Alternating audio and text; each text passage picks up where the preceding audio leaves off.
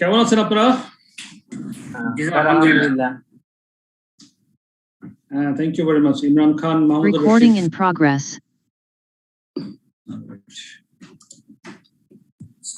আবহাওয়া ঠান্ডা? জি স্যার, আবহাওয়া আলহামদুলিল্লাহ বেশ খানিকটা ঠান্ডাই আছে। কি অবস্থা আপনাদের ওখানে? বৃষ্টি হচ্ছে নাকি? ঢাকা স্যার এখন হচ্ছে না স্যার, দুপুরের দিকে হয়েছিল একটু স্যার। ইমরান খান কি ঢাকায় নাকি? স্যার আমি হচ্ছে গিয়ে যে সোনারগাঁয়ে, অর্থাৎ মুন্সিগঞ্জ সোনারগাঁ যেটা। ওরে বাবা, ওয়াও, সো ইন্টারেস্টিং। আমরা বাংলাদেশের বিভিন্ন পার্ট থেকে এখানে জয়েন করি। আল্লাহর কি রহমত, আমরা একটা প্রযুক্তির একটা ভালো দিক দেখতে পাচ্ছি এই জীবনে। নাইস। স্যার আপনি কিছু মনে না করলে স্যার আপনার সাথে কি আমরা লিঙ্কডইনে যুক্ত হতে পারি, বা আপনি সোশ্যাল প্ল্যাটফর্ম প্রফেশনাল ব্যবহার করেন? হ্যাঁ অবশ্যই অবশ্যই, আমাকে আপনি মেসেজ পাঠান। স্যার আপনার এই নামেই কি? হ্যাঁ এই নামেই আছে, এই নামেই আছে। আমার হয় কি, আমি একটু দেখি যারা রিকোয়েস্ট পাঠায়, আমি আগে চেষ্টা করি যে ওদের মানে পরিচয়টা আমার সঙ্গে কিভাবে, বা মানে কিভাবে কোন লিঙ্কে আমার সঙ্গে পরিচিত হতে যাচ্ছে, তখন একটু খুঁজে চেষ্টা করি। খুঁজে পেয়ে গেলে সঙ্গে সঙ্গে আমি অ্যাকসেপ্ট করি, আদারওয়াইজ একটু ওয়েট করি আর কি, দেখি যে আর কারা কারা ফ্রেন্ড আছে বা কোন রেফারেন্স। অনেকে রিকোয়েস্ট করে তো আসলে একদম ব্লাইন্ডলি অ্যাকসেপ্ট করে ফেললে এবার অনেক সময় প্রবলেম হয়ে যায়। স্যার হ্যাঁ জি জি বলেন। ছিলাম স্যার, আপনার আইডিটা পাইনি স্যার। আমার নামটা NOUMAAN, নরমান। এটা আপনি এভাবে সার্চ করলে পাবেন নিশ্চয়ই।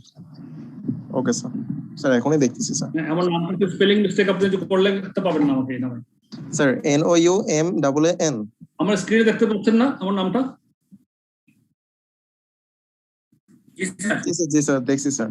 ওইটাই। সো কি অবস্থা আজকে? আমি একটু টেনশনে পড়ে গেছিলাম জয়েন করার আগে। আমার ল্যাপটপটা লগ ইন হচ্ছিল না, ওপেন হচ্ছিল না। এটা ঘাবড়ে গেছিলাম। পরে স্যার প্রিভিয়াস ক্লাসটা যে স্যার নিয়েছেন ওনারও ল্যাপটপে সমস্যা ছিল। ওখানে কি সমস্যা ছিল? ওনারও স্যার ল্যাপটপে কি সমস্যা হয়েছিল স্যার। তাই নাকি? ওটা কোন ক্লাসটা? স্যার যে এন্টারপ্রাইজ অপারেশন। এনিওয়েজ আমরা স্ক্রিন শেয়ার করি আমি, আর সবাইকে মিউট করতেছি। আপনারা আমাকে আনমিউট করে কথা বলবেন আমার সঙ্গে অবশ্যই। আর একেবারে কথা না বললে তো আমার ভালো লাগে না, আপনারা একটু রেসপন্স করবেন। আর আমি আনমিউট করতেছি, সবাইকে আনমিউট করছি, স্ক্রিন শেয়ার করতেছি।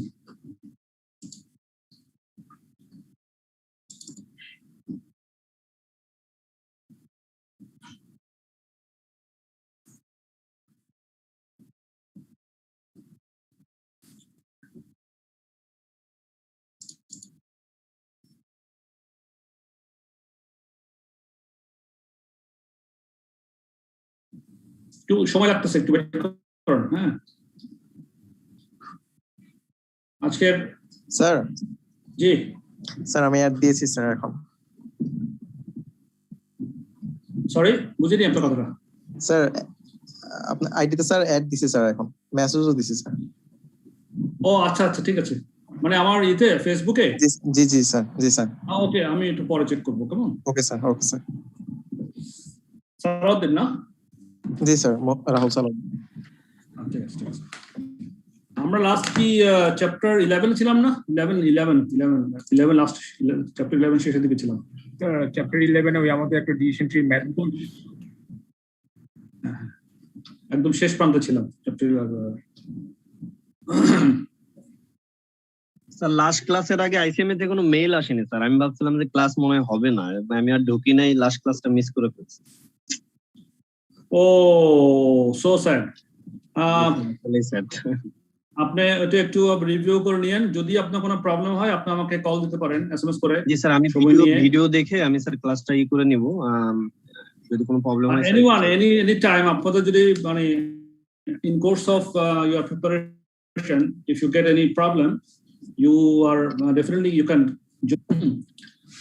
any problem আপনার ফেস করবেন, আমি আসবো আপনার সঙ্গে কথা বলবো, অসুবিধা নেই।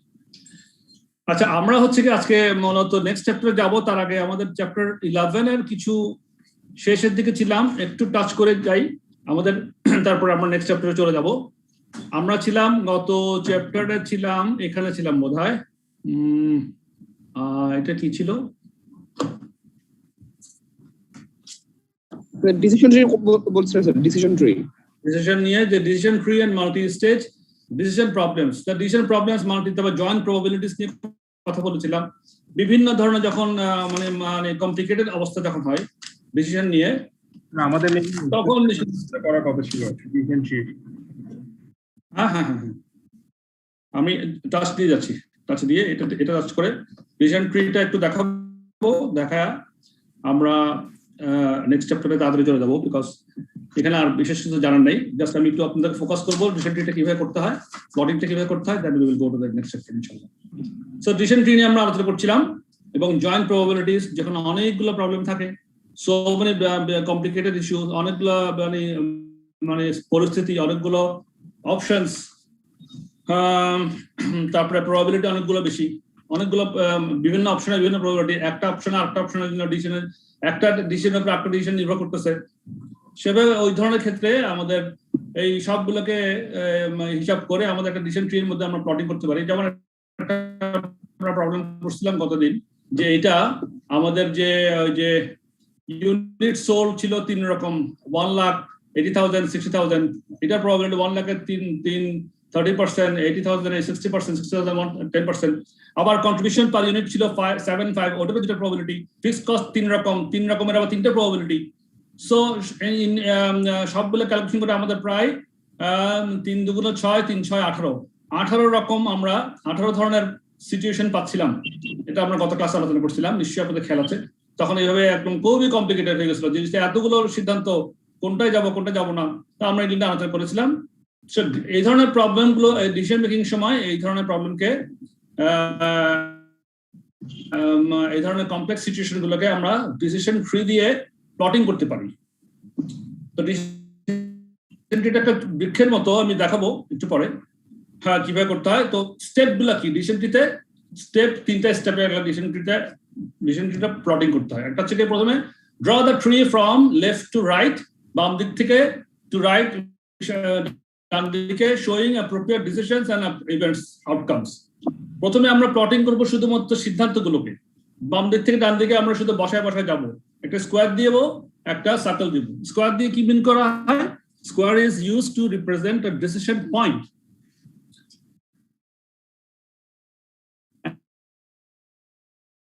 and at a decision point the decision maker, তাহলে স্কোয়ার দিয়ে ওই জন্য একটা ডিসিশন পয়েন্ট রিপ্রেজেন্ট করে স্কোয়ারটাকে। আর সার্কেলটা কি রিপ্রেজেন্ট করে? Circle is used at a chance outcome point. Chance outcome point, অনেকগুলো চান্স থাকে, তার মধ্যে একটা অপশন ওখানে থাকে, ওখানে বলতে পারে the branches from here are always subject to probabilities। তখন আবার এই ব্রাঞ্চেস গুলো এখানে এটার থেকে যে আরো অপশন থাকে সেগুলো আবার প্রবাবিলিটি যুক্ত থাকে। এরপরে label the tree and relevant cash inflows outflows, discounted present value সম্বন্ধে আপনারা নিশ্চয়ই জানেন নাকি আপনারা প্রেজেন্ট ভ্যালু সম্বন্ধে? নেক্সট চ্যাপ্টারে খুব লাগবে এটা। প্রেজেন্ট ভ্যালু বের করতে হয় একটা জিনিস, আপনাদের কনসেপ্টে আছে নিশ্চয়ই, আছে না? আছে স্যার, আছে, মোস্ট অফ দ্য কেসে থাকার কথা। নেক্সট চ্যাপ্টারে আমরা শুরুতেই এটা প্রেজেন্ট ভ্যালু নিয়ে ডিটেইলস আলোচনা করব, ইন্টারেস্টিং, ওটা আমাদের জানবো তখন। তো এক্ষেত্রেও যদি আমাদের ক্যাশ ফ্লো যদি প্রেজেন্ট ভ্যালু জানতে হয়, ক্যাশ ইনফ্লো হোক আউটফ্লো, প্রেজেন্ট ভ্যালু তাহলে প্রেজেন্ট ভ্যালু আনলাম, and probabilities associated with outcomes, যদি প্রবাবিলিটি থাকে ওটাকে সংযুক্ত করলাম। এগুলো কইরা আমরা এই সার্কেলের মধ্যে সেটা দেখালাম। স্টেপ 2 তে গিয়ে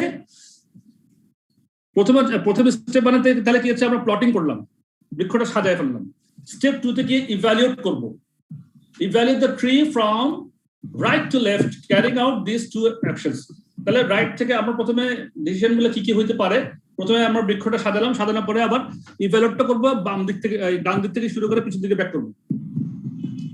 তখন সেখানে কি হবে, evaluate, calculate the expected value at each outcome point আর choose the best option at each decision point. দুটো জিনিস করবো, করার পরে নাম্বার 3 তে স্টেপে recommend a course of action to management. একটা এক্সাম্পল দিচ্ছি এখানে ছোট, আমরা এটা একটু ডিসকাস করতে পারি।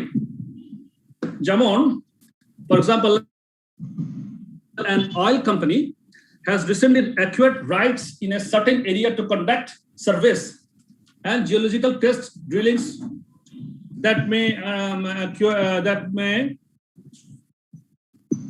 lead to extracting oil where it is found in commercially exploitable quantities. আচ্ছা একটা মিনিট আমাকে সময় দেন, আমি একটু জাস্ট আমার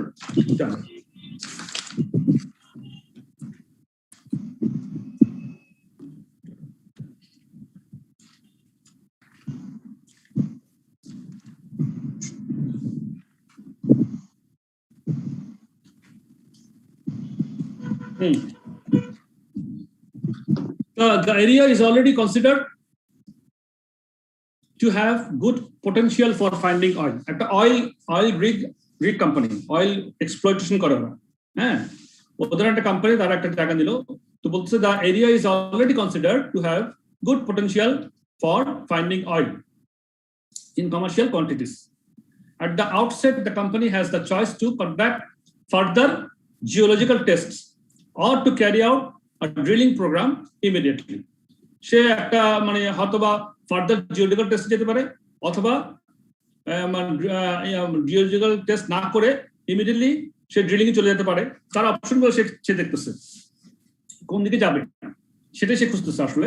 অন দ্য নোন কন্ডিশনস যদি জানা যায়, company estimates that there is a 70% chance of further tests indicating that a significant amount of oil is present. যদি যে সে বুঝতে পারে যে না, জানে যে এখানে তেল আছে, তেল যে আছে আবার বুঝতে পারছে তেল আছে, কিন্তু তেল আছে কিনা সেটাও আবার 70% চান্স প্রবাবিলিটি। এরকম একটা complex situation. whether the tests show the possibility of oil or not, possibility থাকুক না থাকুক তেল থাকার, or even if no tests are undertaken at all, যদি কোনো টেস্ট নাই করা হয় তবুও the company could still pursue its drilling program or alternatively consider selling its rights to drill in the area. তাহলে তার কোনো সম্ভাবনা না থাকুক, সে ইচ্ছা করলে ড্রিলও করতে পারে, ইচ্ছা করলে আবার ফার্দার ড্রিল না করে সে আবার ওটাকে রাইটটাকে সেল আউট করে দিতে পারে। ওই জমিতে সে ড্রিল করার রাইটটাকে সেল আউট করে দিতে পারে। Thereafter, however, if it carries out the drilling program, the likelihood of final success or final failure in the search for oil is considered dependent on the foregoing stages. Thus, if number 1, number 2, number 3, if the test indicated that oil was present, the expectation of success in drilling is given as 80%. যদি indicate ওখানে থাকে, তেল যদি মানে test করার পর যদি ওখানে তেল আছে এদিকে ইন্ডিকেশন পাওয়া যায়, তাহলে সাকসেসের এক্সপেকটেশন হচ্ছে 80%. If the test indicate that there was insufficient oil present, যদি টেস্টের পরে ইন্ডিকেশন পাওয়া যায় যে ওখানে সাফিসিয়েন্ট তেল নাই, ইনসাফিসিয়েন্ট তেল আছে, then the expectation of success in drilling is given as 20%. Or if no tests have been carried out at all, the expectation of finding commercially viable quantities of oil is given 55%. তাহলে তার তিন ধরনের option সে দেখতেছে এখানে। Cost and revenues have been estimated for oil for all possible outcomes, and the net present value of each is given below. Cost এবং revenue সেটা estimate করে দিল ওখানে। যদি যখন সে জিওলজিক্যাল টেস্টিং করে তখন তার $10 million খরচ হয়ে যাবে, ড্রিলিং কস্ট করলে $50 million খরচ হয়ে যাবে, আর সাকসেস ইন ফাইন্ডিং অয়েল যদি অয়েল পেয়ে যায় তাহলে $150 million সে পাবে। আর যদি সেল অফ এক্সপ্লয়টেশন রাইটস, সেক্ষেত্রে অয়েল ইজ প্রেজেন্ট, যদি টেস্টে যদি অয়েল প্রেজেন্ট আছে এরকম ইন্ডিকেশন করে, তাহলে $65 million দিয়ে বিক্রি করতে পারে রাইটটাকে। টেস্ট ইন্ডিকেট নো অয়েল, যদি অয়েল যদি নাই এরকম যদি ইন্ডিকেশন আছে টেস্ট থেকে, তাহলে $15 million বিক্রি করতে পারে উইদাউট জিওলজিক্যাল টেস্ট, কোনো জিওলজিক্যাল টেস্ট করেই নেই, সেক্ষেত্রে সে রাইট হবে $40 million সেল করে দিতে পারে। এখন সে এরকম একটা বিষয়টাকে এখন সে একটা prepare decision tree diagram represent the above information, সে একটা ডায়াগ্রাম করবে, ডায়াগ্রাম করে ওই যে and for the management of the company they calculate its best course of action, then explain why. এই সিচুয়েশনটাকে সে একটা বৃক্ষের মতো সাজায়া ডিসিশন ট্রি দিয়ে একটা সে সিচুয়েশনে আসবে। আমি আপনাদেরকে দেখাচ্ছি এটা। ওটা হচ্ছে, চলে যাই, ট্রিটা দেখাতে হবে, নাহলে আপনারা বুঝবেন না। পৃষ্ঠায় 55 পেজ 55 455 না, এক মিনিট, তাহলে 455 minus 37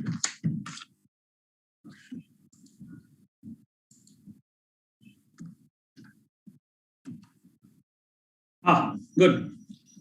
দেখেন এখানে তাহলে প্রথমে সে করবে কি, ট্রিটাকে সাজিয়ে ফেলবে ফ্রম লেফট টু রাইট। তাহলে তার হচ্ছে কি ডিসিশন পয়েন্ট হচ্ছে কি, মেইন ডিসিশন পয়েন্ট হচ্ছে এটা। এখানে আপনি ভ্যালুগুলো এখন ইগনোর করেন। মনে করেন আপনার প্রথমে কিন্তু ভ্যালু দেওয়া দরকার নাই, প্রথমে আমরা ট্রি সাজাবো। ভ্যালুগুলো এখন দিয়ে, এখন আপনারা মনে করেন ভ্যালু নাই, ভ্যালুগুলো আমরা পরে বসাবো। তার তিনটা অপশন এখানে সে টেস্ট করতে পারে, অথবা রাইটটা সেল করতে পারে, অথবা ড্রিল করতে পারে। তিনটা অপশন দিল। তিনটা অপশন দেওয়ার পরে সে যদি টেস্ট করে, প্রথমে সেল করলে তো রাইট সেল করলে তো ওখানে শেষ, ওখানে আর কোনো অ্যাকশন নেই। তাহলে এটা গেল এখানে। আবার সে ইমিডিয়েটলি ড্রিল টেস্ট না করে ইমিডিয়েটলি ড্রিল করতে পারে, তখন সেটা দিয়ে গেল। ড্রিল করতে গেলে আবার তার এখানে কত পার্সেন্ট চান্স, 55% চান্স পাওয়ার, 45% চান্স না পাওয়ার। ফাইন্ড অয়েল হলে এখানে আবার 150 পাউন্ড সে পেতে পারে। তাহলে এটা একটা অপশন, এটা একটা অপশন। আর একটা অপশন কি, সে টেস্ট করতে পারে। টেস্ট করার পরে আবার সে করতে হবে, সে একটা পয়েন্টে আসলো, সেখানে আবার ইন্ডিকেশন 70% হতে পারে, অথবা মানে অয়েল আছে তার সম্ভাবনা 70%, অথবা অয়েল নাই তার সম্ভাবনা 30%। দুইটা অপশন গেল। এরপরে আসলে এখন তার সিদ্ধান্ত গ্রহণের দুইটা আবার এখানে অপশন আসছে। এই অপশনের মধ্যে সে যদি ক্যারি আউট করে অয়েলের জন্য, তাহলে তাকে ড্রিল করতে হবে। ড্রিল করে গিয়ে সে যেখানে যাবে সেখানে আবার সম্ভাবনা তার 80% 20%। ফাইন্ড অয়েল হলে 150, 80% সম্ভাবনা। আবার সে এই পয়েন্টে এখানে আবার ড্রিল না করে সে সেল করে দিলে এই পয়েন্টে সে 65 পেতে পারে। দেন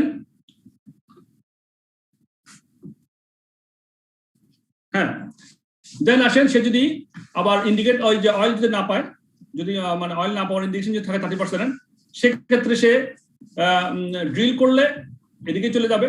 ড্রিল না করলে সে রাইটটা সেল করে দিতে পারে, এদিকে চলে যেতে পারে। ড্রিল যদি করে তাহলে তার ড্রিলিং এ গিয়ে আবার দুটো অপশন আছে, প্রবাবিলিটি দুটো আছে। ফাইন্ড অয়েল 20% পাবে না, এখানে তো তার ইন্ডিকেশন হচ্ছে পাবে না। সুতরাং না পাওয়ার সম্ভাবনা হচ্ছে পাওয়ার সম্ভাবনা 20%, না পাওয়ার সম্ভাবনা 20%, 80%। সো এখানে গেলে কি হবে আর এখানে গেলে কি হবে, অথবা সে রাইটটাকে সেল করে দিতে পারে। আর এটা তো বললামই আগে যে রাইট, তাহলে তিনটা অপশনে গেল। একটা হচ্ছে সে রাইট সঙ্গে সঙ্গে সেল করে দিল, কোনো কিছু ড্রিলিং গেল না।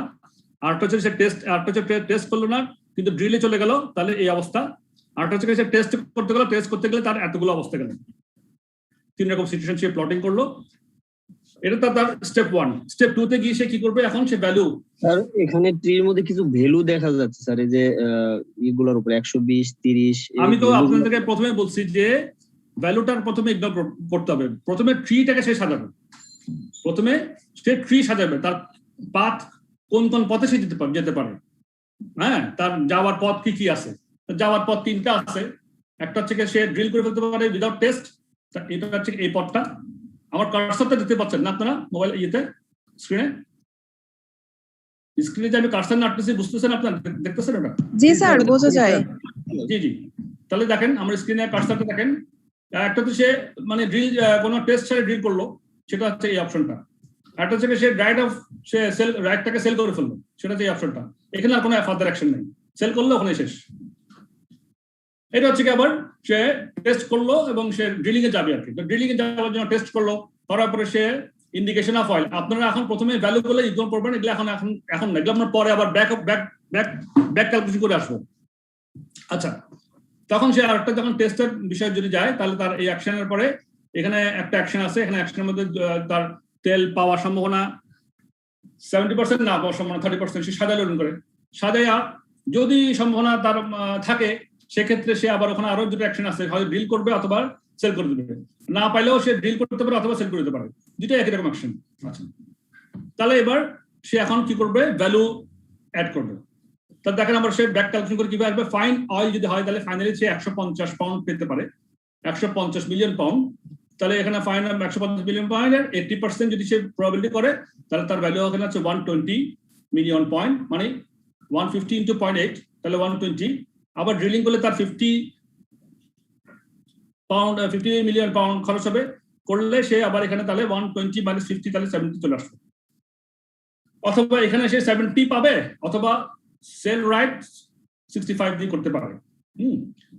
আচ্ছা, অথবা সে এখানে তাহলে এই ক্ষেত্রে কি এক্ষেত্রে হচ্ছে সে ইন্ডিকেট যদি নো অয়েল হয় তাহলে 150 তার ফাইনালি ওটা 20% নো অয়েল, 30 টাকা তার ভ্যালু, মাইনাস $50, তাহলে এখানে আসে সে আরো মাইনাস হয়ে যায় বেশি, 30 মাইনাস 30 মাইনাস 50, ওইটা না, বরং সে সেল রাইট করলে সে 15টা পায়। সুতরাং তার এখানে এই ক্ষেত্রে কি হলো স্যার? এখানে 70 আর 15 তো আছে প্রবাবিলিটি স্যার, নাকি? না, এখানে প্রথমটা দেখেন আপনারা 150 ইন্টু 80%, 0.8 তাহলে 120 থেকে 50 মাইনাস গেলে 70। ওকে স্যার, ওকে।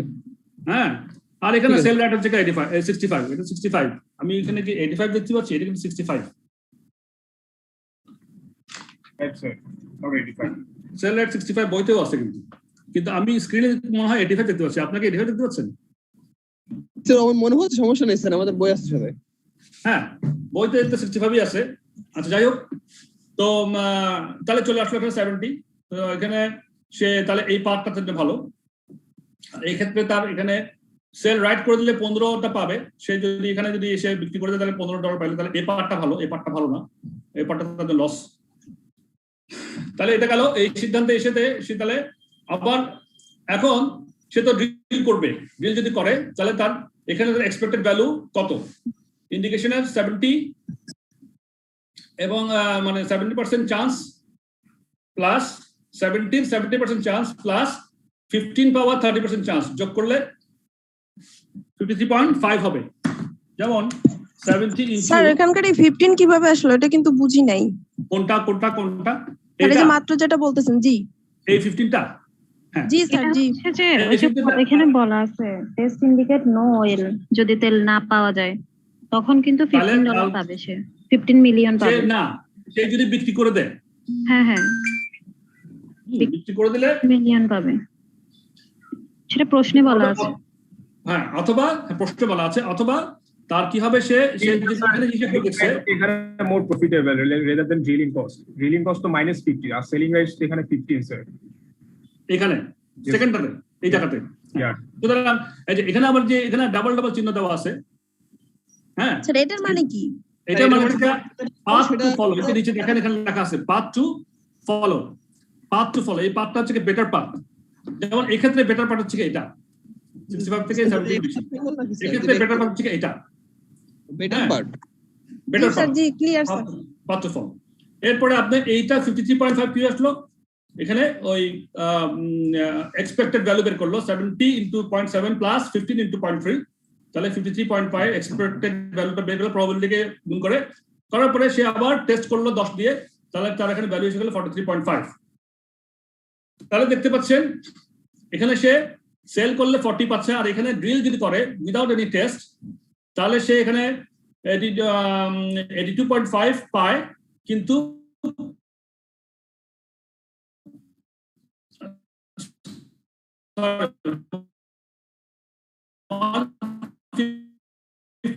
থেকে যদি সে বইতে আসছে প্রশ্ন বলা আছে 150-55% চান্স হলে 0.5 দিয়ে গুণ করলে 82.5 যদি থাকে, আবার ড্রিলিং এর খরচ আছে $50 50 পাউন্ড, তাহলে হবে 32.5।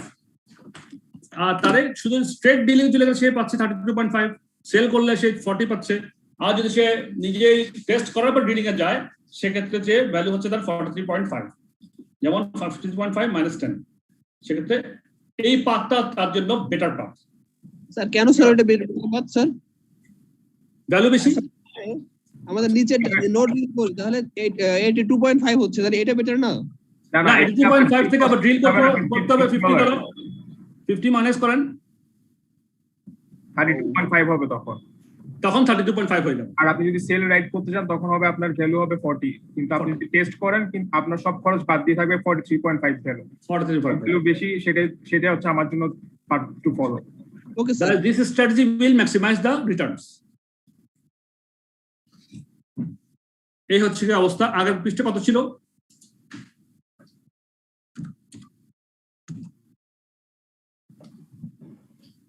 436 স্যার। 436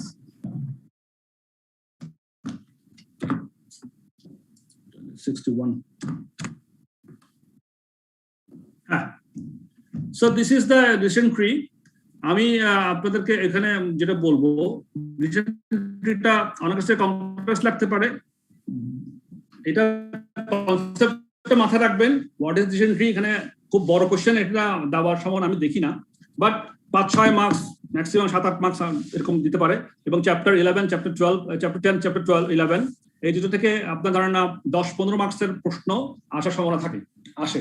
সো এখানে আসলে মানে আপনাদেরকে এগুলা কনসেপ্ট গুলা যে সব তো আপনার ফর্মুলার বেসিসে বা এই ধরনের ইকুয়েশন বেসিসে, এগুলা জাস্ট একটু প্র্যাকটিস করে মাথার মধ্যে নিয়ে যাবেন, ইনশাআল্লাহ বেশি কষ্ট হবে না এটাতে। স্যার সার্কুলার স্কয়ারটা আরেকবার বললে ভালো হতো স্যার। সার্কুলার স্কয়ার এটা কেমনে কি? সার্কুলার স্কয়ার দিয়ে বলতেছে যে decision square is used to represent a decision point. হ্যাঁ, একটা ডিসিশন পয়েন্ট, ওই পয়েন্টে গিয়ে আপনি একটা সিদ্ধান্ত নিতে পারবেন কি করবেন না করবেন।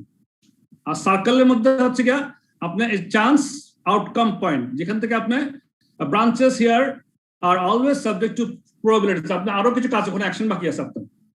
আউটকাম পয়েন্ট আসছে, ওখান থেকে আরো কিছু অ্যাকশন আপনি নিতে পারেন, কি বিভিন্ন অ্যাকশন নিতে পারেন এবং সেগুলোর প্রবাবিলিটি গুলো আপনি আনতে পারেন। সেভাবে আপনি মিন করার জন্য সার্কেলটা ইউজ করা। মানে স্যার আমরা স্কয়ার হইলে এখানে ডিসিশন নিতে পারবো, আর সার্কেল হইলে না, ডিসিশনটা নেবেন না, আপনি ফাইনালি গিয়ে একটা ডিসিশন নেবেন। যেটা ডিসিশন নেবেন সেটা একদম বিগিনিং এ থাকবে।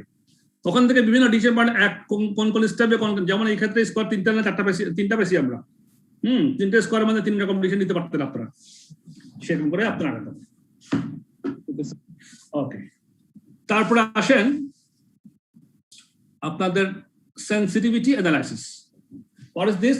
সেনসিটিভিটি অ্যানালাইসিস আমরা আগেও আলোচনা করেছিলাম বিভিন্ন চ্যাপ্টারে, এখানেও আছে।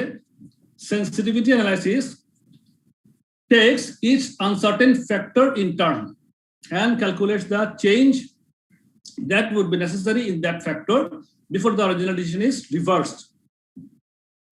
Original decisionটা রিভার্স হইতে পারে কোন পর্যায়ে গিয়ে, সেটাকে হিসাব করাটা যে সেনসিটিভিটি অ্যানালাইসিস। মানে অরিজিনাল ডিসিশনটা নিছিলাম, কোনটা ভালো কোনটা খারাপ সবকিছু বিবেচনা করে একটা অরিজিনাল সিদ্ধান্ত ছিলাম, ওই সিদ্ধান্তটা কতটুকু সেনসিটিভ চেঞ্জ হওয়ার জন্য, ওটাই হচ্ছে সেনসিটিভিটি অ্যানালাইসিস। একটা উদাহরণের মধ্যে আপনারা ক্লিয়ার হতে পারবেন। By using this technique, it is possible to establish which estimates, variables, অথবা estimates মানে variables, are more critical than others in affecting a decision. The process in calculating sensitivities, the process is as follows. Best estimates for variables are made and a decision arrived at. প্রথমে আমরা একটা সিদ্ধান্ত নিয়ে ফেলি, best estimate গুলো করে করে সমস্ত ভ্যারিয়েবল গুলো হিসাব করে বেস্ট এস্টিমেট নিয়ে ফেলি এবং একটা ডিসিশন করে একটা নিয়ে রাখি। For example, a net present value calculation may indicate accepting a project. আচ্ছা, নেট প্রেজেন্ট ভ্যালু সম্বন্ধে আপনাদের কি ধারণা আছে? আছে স্যার। আছে?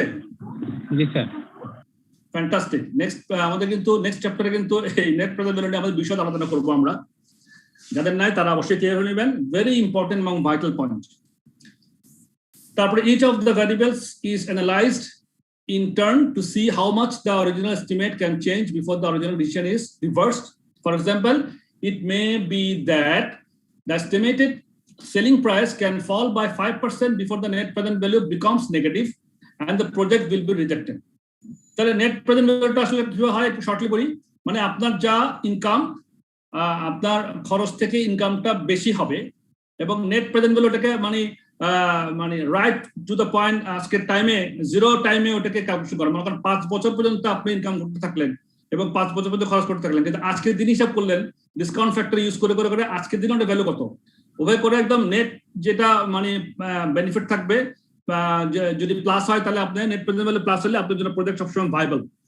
তাহলে আপনার এই ধরনের ক্ষেত্রে সেলিং প্রাইস কত পার্সেন্ট, মনে করেন 5%, এখানে একটা উদাহরণ দিচ্ছে যে it may be estimated that selling price can fall by 5%, যদি 5% সেলিং প্রাইস কমে যায় তাহলে নেট প্রেজেন্ট ভ্যালুটা নেগেটিভ হয়ে যাবে। তো সাধারণত নেট প্রেজেন্ট ভ্যালু নেগেটিভ হলে আমরা প্রজেক্টে রিজেক্ট করে দিই, না এটা নেট প্রেজেন্ট নেগেটিভ, এই প্রজেক্টে নেওয়া যাবে না। নেক্সট চ্যাপ্টারে কিন্তু এটা ভালো আলোচনা আছে। Estimates for each variable can then be reconsidered to assess the likelihood of decision being wrong. For example, what is the chance of selling price falling by more than 5%? এগুলো হচ্ছে একটা process of follows। একটা উদাহরণের মাধ্যমে clear হবে। বলতেছে a manager is considering a market versus buy decision based on the following estimates. একটা manager করতেছে কি সে মানে মেক ভার্সেস বাই, সে কি বানাবে, প্রোডাকশন করবে নাকি বাইতে কিনবে, সে একটা ডিসিশন আসতে যাচ্ছে। যদি সে ইফ মেড ইন হাউস আর if buy in and rebadge, সে ইন হাউস বানাতে পারে অথবা বাইরে থেকে কিনে ওটাকে রিব্যাজিং করতে পারে, স্টিকার লাগাতে পারে, স্টিকার ব্যবসা। এখন তার ভ্যারিয়েবল প্রোডাকশন কস্ট যদি সে ঘরে বানায়, নিজে বানায়, তাহলে 10 টাকা, আর এক্সটার্নাল পারচেজ কস্ট তার এখানে নাই, আর আলটিমেট সেলিং প্রাইস তার 15, তাহলে এখানে তার প্রফিট হচ্ছে 5 টাকা, 15 বিয়োগ 10। আর যদি সে বাইরে থেকে কিনে তাহলে তার প্রোডাকশন কস্ট কিছু লাগে, রিব্যাচিং করতে 2 টাকা লাগে, আর এক্সটার্নাল পারচেজ কস্ট বাইরে থেকে কিনতে লাগে 6 টাকা, এবং সে বিক্রি করতে পারে 14 টাকায়। তাহলে এখানে লাভ কত? 14 বিয়োগ 2 যোগ 6 8 কত? 6 টাকা। তাহলে এখানে identify the sensitivity of the decision. তাহলে তার এক্ষেত্রে নিশ্চয় তার সিদ্ধান্ত কি? নিশ্চয়ই সে বাইরে থেকে কিনে স্টিকার লাগাবে, আসবে লাভ বেশি। সুতরাং এখানে বলছে এখন identify the sensitivity of the decision to the external purchase price. যদি আমি এক্সটার্নাল থেকে পারচেজ করি, এটাই তো আমাদের ডিসিশন, তাহলে একটা সেনসিটিভিটি কট্টক সেনসিটিভিটি, মানে কট্টক পর্যন্ত এটা এই জায়গায় আমরা থাকতে পারবো, এই সিদ্ধান্তে থাকতে পারবো, সেইটাই আমরা হিসাব করবো। তাহলে আমাদের স্টেপ 1টা কি? What is the original decision? The original ডিসিশনটা হচ্ছে কি আমাদের the comparing contribution figures, the product should be bought in and rebatched, যেটা আমরা 5 টাকা এবং 6 টাকা হিসাব করলাম। যেমন ইন হাউস করলে 5 টাকা এবং রিব্যাচ করলে 6 টাকা। সো আমাদের অরিজিনাল ডিসিশন ছিল 6 টাকা করে, আমরা 6 টাকার জন্য লাভ বেশি সেটা কিনবো, বাইরে কিনবো। এখন step 2, calculate the sensitivity of the external purchase price. এই যে external purchase price এর sensitivity কত?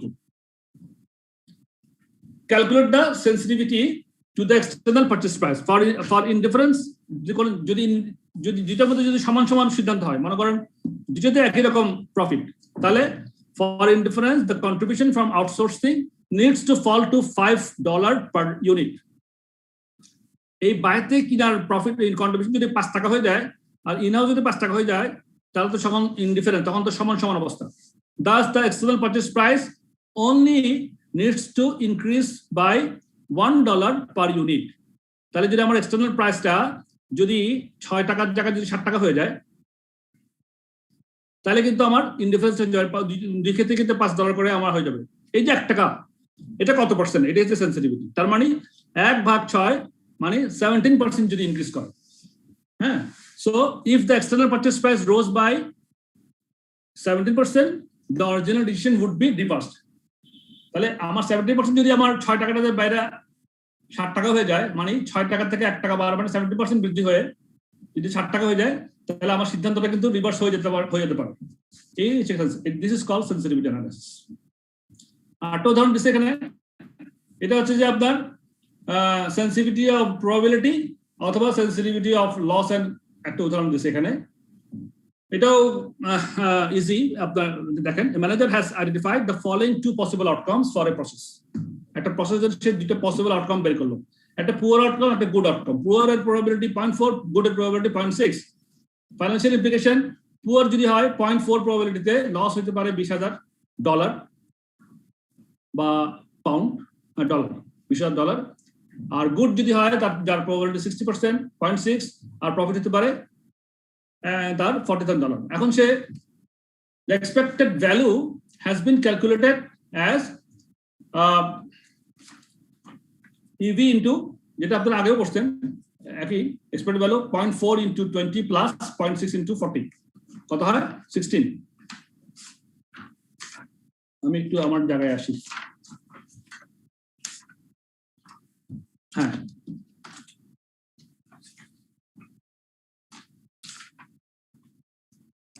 আচ্ছা, তারপরে এখন বলতেছে the expected value has been calculated as হচ্ছে গিয়ে 0.4 into 20 plus 0.6 into 40, তাহলে সমান সমান plus 16, এটা হচ্ছে expected value. This would suggest that the opportunity should be accepted. তাহলে এরকম যদি expected value বেশি থাকে তাহলে আমি accept করব, প্রজেক্টটা accept করব। এখন requirement দিচ্ছে suppose the likely loss if results are poor has been underestimated. মনে করেন এখন আমরা ধরে নিচ্ছি যে মনে করেন লাইকলি লস মানে $20,000 আমরা আন্ডার এস্টিমেট করছি, কম ধরছি, তাহলে এখন আমরা হিসাব করবো যে what level of loss would change the decision, কতটুকু পর্যন্ত লস হলে আমার ডিসিশনটা চেঞ্জ হতে পারে। In effect we want a break even estimate, আসলে আমরা একটা ব্রেক ইভেন এস্টিমেট করে তখন সেটা জানতে পারবো।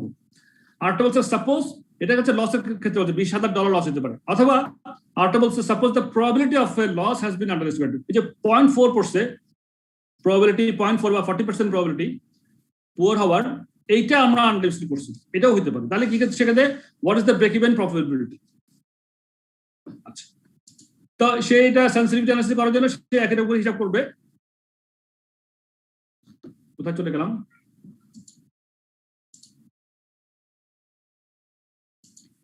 আমি ওই সলিউশনে যাই। স্যার 456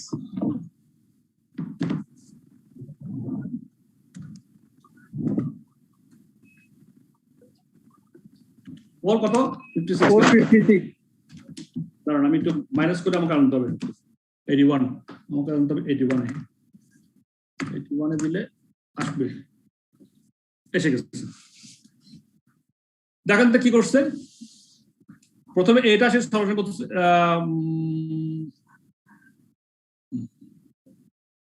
হ্যাঁ প্রথমে সে করতেছে expected value would have to decrease by $16,000 before the original decision is reversed. আমার তো এক্সপেক্টেড ভ্যালু 16,000 টাকা ছিল, এখন তার বলছে the expected value would have to decrease by $16,000 before the original decision is reversed. That is, this is the break even point. তাহলে let the loss, এটা একটা algebraic equation দিয়ে ওরা সলভ করতেছে, let the loss be L. তাহলে currently expected value সমান সমান 0.4 into L plus 0.6 into 40. If expected value falls to 0 মানে হচ্ছে ব্রেক ইভেন পয়েন্টে আনার জন্য, হ্যাঁ, if the expected value falls to 0 তাহলে expected value of 0 সমান সমান 0.4 into L plus 0.6 into 40। আচ্ছা, 0 সমান সমান 0.4 into L plus 0.6 into 40 যদি ধরি আমরা, তাহলে আমরা আসলে মানটা বের করবো L এর লস কত হইতে পারে, ওই জন্য আমরা 0 দিয়ে করলাম। 0 সমান সমান মানে 0 মানে হচ্ছে এখানে break even point 0, no profit no loss, এই জন্য 0 ধরলাম। এক্সপেক্ট ভ্যালু সমান সমান অফ 0 সমান সমান বা ব্রেক ইভেন পয়েন্ট সমান সমান 0.4 into L plus 0.6 into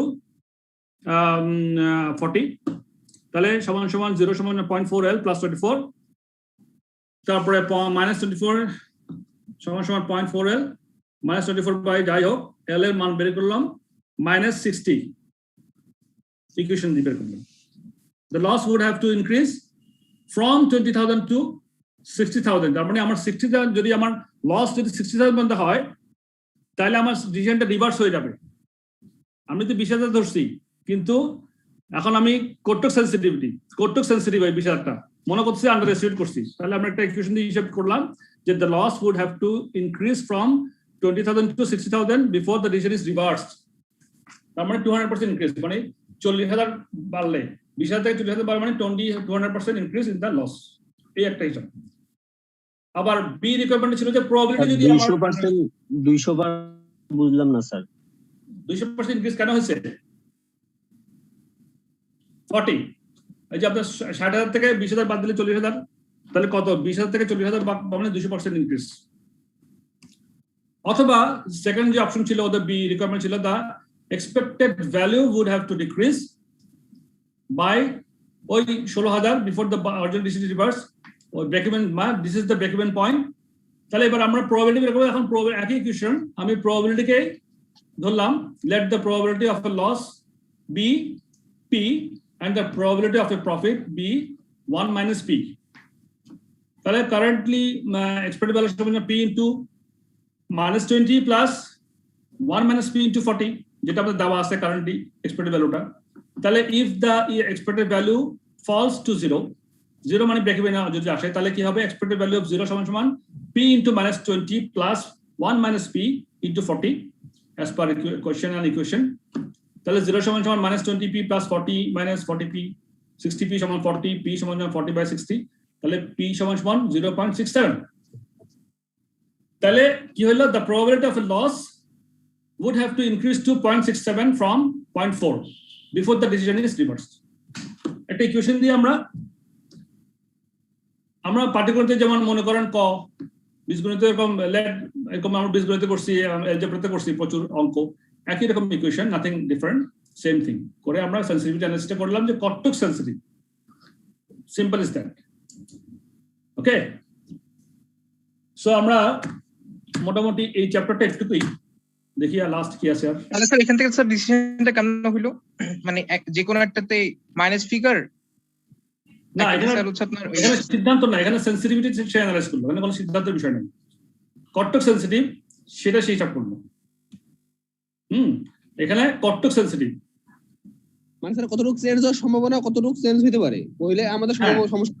তাহলে আপনি আবার প্রথম ভূমিকাতে আসেন, why এটা কেন করি? sensitivity analysis takes each certain factor in turn and calculates the change, calculates the change that would be necessary in that factor before the original decision is reversed. যদি কোনো original decision নেন, ওটা যদি reverse হয়ে যায়, ওটা কখন change হবে, কোন একটা ভ্যারিয়েবলের চেঞ্জের কারণে, ওটা কতটুকু চেঞ্জের কারণে ওটা চেঞ্জ, অরিজিনাল সিদ্ধান্ত চেঞ্জ হতে পারে। যে কোনো একটা ভ্যারিয়েবল, যে কোনো একটা কম্পোনেন্টের কত পার্সেন্ট চেঞ্জের কারণে অরিজিনাল সিদ্ধান্তটা চেঞ্জ হতে পারে, সেটাকে হিসাব করাটা হচ্ছে সেন্সিটিভিটি অ্যানালিসিস। That's all. তো এই হলো মোটামুটি সেন্সিটিভিটি অ্যানালিসিস। আমাদের এই চ্যাপ্টারটা ক্লোজ, আমরা নেক্সট চ্যাপ্টারে যাব, তারপরে তার আগে একটা রিভিউ করি। এই চ্যাপ্টারে আমরা dealing with risk and uncertainty, আমরা রিস্ক এবং আনসার্টেনিটি গুলো কিভাবে করলাম, এটাতে আমরা প্রথম থেকে অনেকগুলো করছি, যেমন ডিসিশন ক্রাইটেরিয়া কি কি, পে অফ টেবিল করছে, পে অফ টেবিলটা ভালো ভালো দেখবেন, এক্সপেক্টেড ভ্যালু গুলো কিভাবে হিসাব করতে হয় সেটা দেখবেন, প্রবাবিলিটি কিভাবে ইনক্লুড করতে হয় সেগুলো দেখবেন, মেজারিং হচ্ছে সেক্ষেত্রে মেজারিং রিস্কটা করলেন প্রবাবিলিটি করে, দেন ভ্যালু অফ ইনফরমেশনটা হিসাব করছিলাম একবার, সেটাও দেখবেন, ডিসিশন ট্রি, এটাও আলোচনা করলাম আজকে। মোটামুটি এটুকুই আলোচনা, বিশেষ কিছু এখানে আপনার ওই মানে যেহেতু বেশিরভাগই ফর্মুলা বেসিস, আপনারা একটু এটা ফর্মুলাগুলো মাথায় নেবেন, একটু প্র্যাকটিস করবেন, আর প্রশ্নগুলো দেখবেন, দ্যাটস অল, হয়ে যাবে ইনশাআল্লাহ। সো আমি নেক্সট চ্যাপ্টারে চলে যাই, আমাদের যেটা ভেরি ইম্পর্টেন্ট চ্যাপ্টার 12 চলে যাই। আচ্ছা, আর তো কোনো আপনাদের কোশ্চেন আছে এখন 11 চ্যাপ্টার 12 আর 11 এর মধ্যে? No sir. Okay, fine.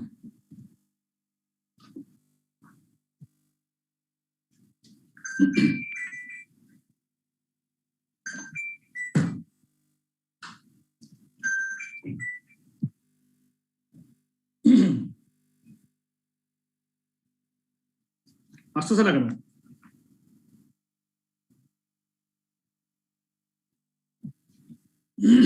আসছে, স্ক্রিন আসছে? জি স্যার, আসছে। ওকে, সো আমরা আজকে রিয়েলি ইম্পর্টেন্ট চ্যাপ্টার আমাদের জন্য, প্র্যাকটিক্যালি যেটা আমাদের সারা জীবন কাজে লাগবে, যারা ব্যাংকে আছেন তাদেরও লাগবে, যারা ব্যবসা করতেছেন, যারা বিভিন্ন ডিসিশন মেকিং কাজ করতেছেন, ইনভেস্টমেন্ট অ্যানালিসিস করতেছেন, তাদের জন্য এগুলা, এই চ্যাপ্টারগুলো খুব ইম্পর্টেন্ট। মনে দিয়ে দেখেন, ইনশাআল্লাহ 12 এবং 13 chapter really important for us, এবং পরীক্ষাতে অবশ্যই এক্ষেত্রে কোশ্চেন থাকবে, কোনো নো ডাউট। আপনারা সবাই ক্যাপিটাল বাতিল করছেন না বিভিন্ন সময়? হ্যালো, জি স্যার, করছি স্যার। কেউ কথা বলছেন একটু? জি স্যার, করছি, কথা মেবি কেটে কেটে যাচ্ছে। আচ্ছা, আমি একটু সবাই মিউট করি, আবার কারো যে আমি কথা শুনতে পাচ্ছি, আপনারা আমার সঙ্গে আনমিউট করে কথা বলবেন, কেমন? আমার সঙ্গে রেসপন্স করিয়েন। আমি সবাইকে আনমিউট করলাম, মিউট করে দিলাম, এন্ড মিউট হলে হয়নি।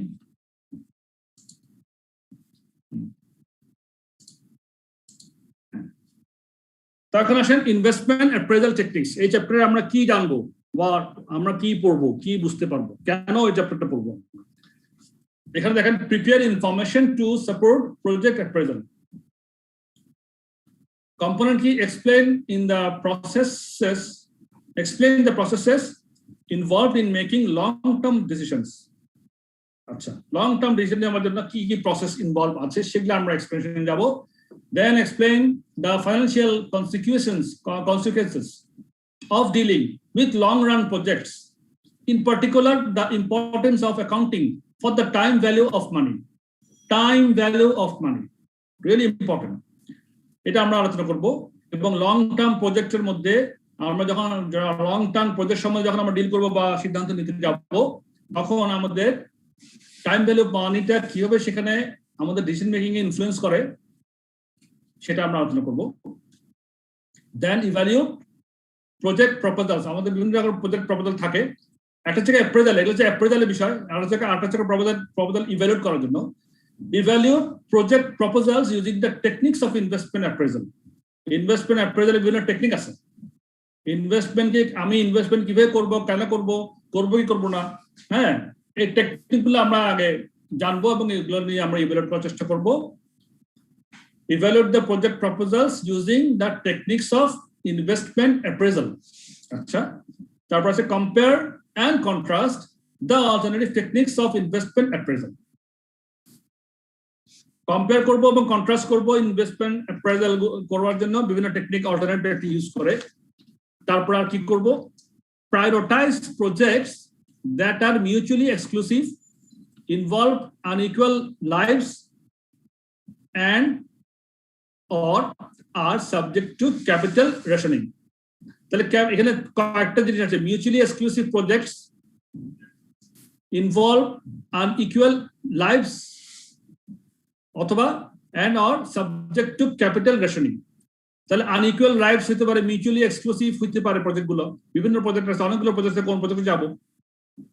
আবার বিভিন্ন প্রজেক্টের মধ্যে বিভিন্ন ধরনের অ্যাপ্রেজাল করার সময় অনেকগুলো প্রজেক্ট আনইকুয়াল লাইফ, কোনটার মধ্যে 3 বছর, কোনটা 5 বছর.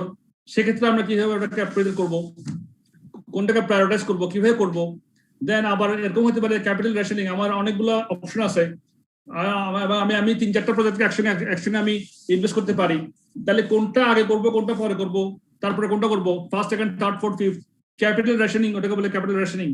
হ্যাঁ, রেশনিং করে ক্যাপিটাল রেশনিং, এরকম এই ধরনের একটা কনসেপ্ট আমরা আগেও কাজ করছি বিভিন্ন অন্য চ্যাপ্টারে, প্রায়োরিটাইজ করছি. তো এটা জানবো ইনশাআল্লাহ. সাবজেক্টে কি আছে এখানে এই চ্যাপ্টারে, ক্যাপিটাল ইনভেস্টমেন্ট অ্যাপ্রেজাল. দেখেন শব্দটা বোঝেন, ক্যাপিটাল ইনভেস্ট করবেন, ওটাকে অ্যাপ্রেজাল কিভাবে করবেন, ক্যাপিটাল ইনভেস্টমেন্ট অ্যাপ্রেজাল. আপনারা এই অনার্স মাস্টার্সে আগে যা পড়ছেন মনে করেন কিছুই জানেন না, একেবারে নতুন করে ঢুকেন. খুব ইন্টারেস্টিং চ্যাপ্টারটা. তাহলে ক্যাপিটাল ইনভেস্টমেন্ট অ্যাপ্রেজাল.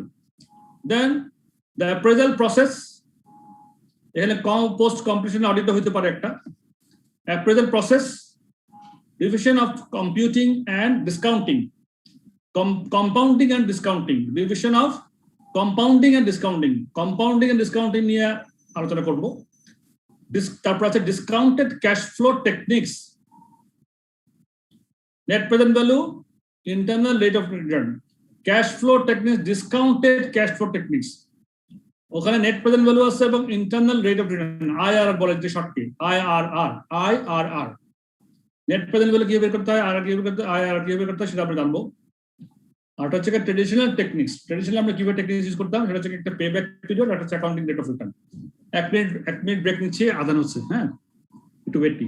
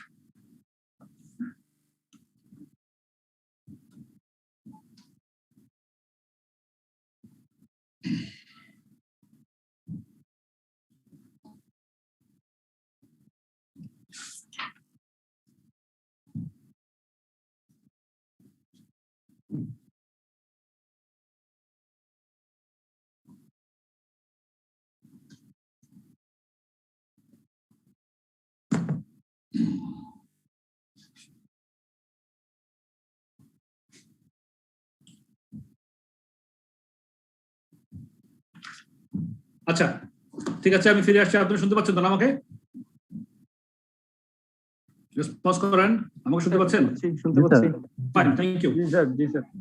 তো আমরা দেখেন, আমরা এগুলা কিন্তু আমরা যখন ব্যবসা করি, আমরা ক্যাপিটাল ইনভেস্টমেন্টটা আমাদের জন্য একটা মেজর একটা ডিসিশন মেকিং পয়েন্ট।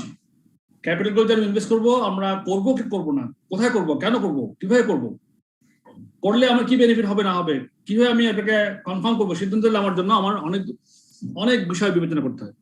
আমরা ক্যাপিটাল ইনভেস্ট করার সময় আমরা রিপ্লেসমেন্ট অফ অ্যাসেটস এখানে লেখা আছে, পুরোটাই পড়ি বরং। Capital investment decisions normally represent the most important decisions that an organization makes. Most important decisions. একটা অর্গানাইজেশনের জন্য most important decisions কি? Capital investment decision গুলো। Since they commit a substantial proportion of firm's resources. আমাদের ব্যবসার জন্য আমাদের মানে যা ইনভেস্ট করব তার মূল টাকাটা কিন্তু ক্যাপিটাল ইনভেস্টমেন্টে চলে যায়। Two actions that are likely to be irreversible. একবার যদি ইনভেস্ট করে ফেলি আমরা, ওখান থেকে কিন্তু আমরা ফিরে আসতে পারি না। সুতরাং ভাবিয়া করিও, কাজ করিয়া ভাবিও না। আমাদেরকে সিদ্ধান্ত নিতে হবে প্রথমে যে ইনভেস্টমেন্ট যেখানে করতে যাচ্ছি, ওটা থেকে আমি কি সঠিক সিদ্ধান্ত দিতে যাচ্ছি কিনা। কারণ আমার টাকা তো ভাই লিমিটেড, অটোল টাকা তো নাই, আমি লিমিটেড টাকায় নামবো। আমি ইনভেস্টমেন্টটা আমাকে প্রতিযোগিতা করতেই হবে, আদারওয়াইজ আমার যদি সিদ্ধান্তটা রং হয়ে যায়, then I am lost. Many different investment projects exist, including replacement of assets. আমার অ্যাসেট রিপ্লেসমেন্ট করার কত সিদ্ধান্ত আসতে পারে। সিদ্ধান্ত আসতে পারে আমার কস্ট রিডাকশন স্কিমস এর জন্য। আমার ব্যবসার কস্ট বেশি হচ্ছে, রিডাকশন স্কিমস জন্য আমার তো নতুন ক্যাপিটাল মেশিনারি কিনতে হইতে পারে, তাহলে কস্ট রিডাকশন স্কিমস এই ধরনের আরো অনেক কিছু হইতে পারে। The new product service developments, নতুন প্রোডাক্ট করবো অথবা সার্ভিসকে আমি ডেভেলপ করবো, সেখানে ইনভেস্টমেন্ট হতে পারে। প্রোডাক্ট সার্ভিস এক্সপানশন, সেখানে সিদ্ধান্ত নেওয়ার বিষয় থাকতে পারে। Product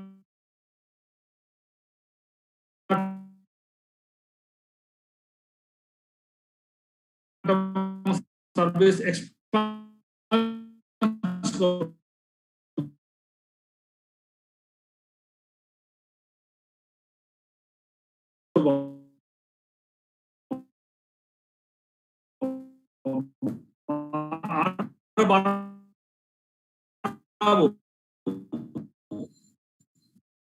statutory, environmental and welfare proposals থাকতে পারে, যেখানে আমাদের অনেক টাকা ইনভলভ হয়ে যায়। It becomes necessary to carefully consider the time value of money. খরচটা যা করবো আমরা হয়তো দেখা যাচ্ছে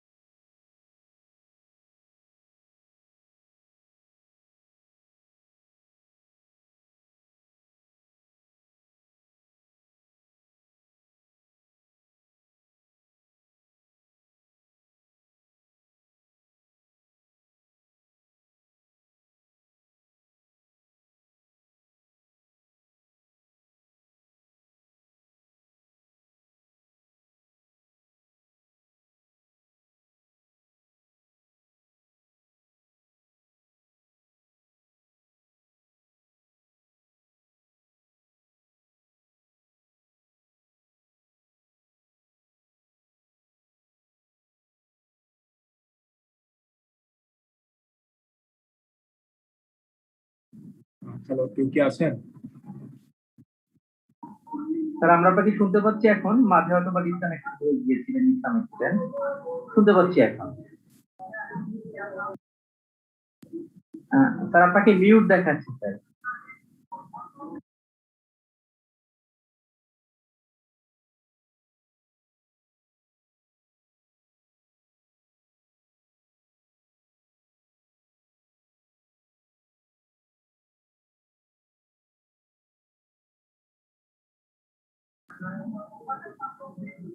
এবার জি স্যার, এখন আপনাকে আমরা শুনতে পাচ্ছি। কোনো একটা প্রবলেম হচ্ছে এখানে, আমার স্ক্রিন দেখতে পাচ্ছেন? না স্যার, কোনো স্ক্রিন শেয়ার হয়নি এখন। দিচ্ছি। Sure sir.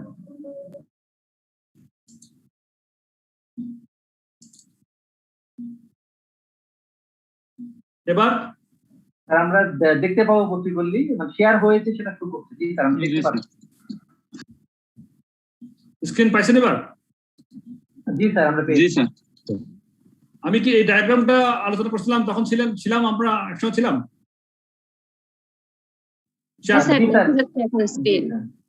এটা আলোচনা করেছি, আপনি শুনতে পেয়েছিলেন আপনারা সবাই?